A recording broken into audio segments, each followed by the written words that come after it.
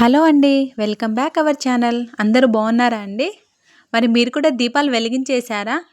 మనం ఇయర్లీ 365 వత్తులు వెలిగించాలి కదా!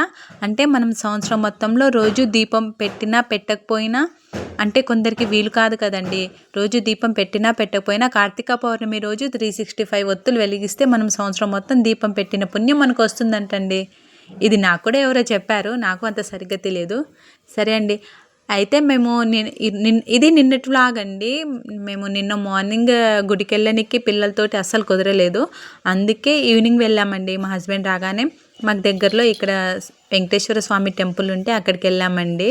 అక్కడ సరిగ్గా వీడియోస్ తీసుకోలేదు, అందుకు ఒక పిక్ యాడ్ చేస్తున్నాను. మళ్ళీ మా ఇంటి పక్కన శివాలయం ఉంటుందండి, అక్కడికి వెళ్ళాము.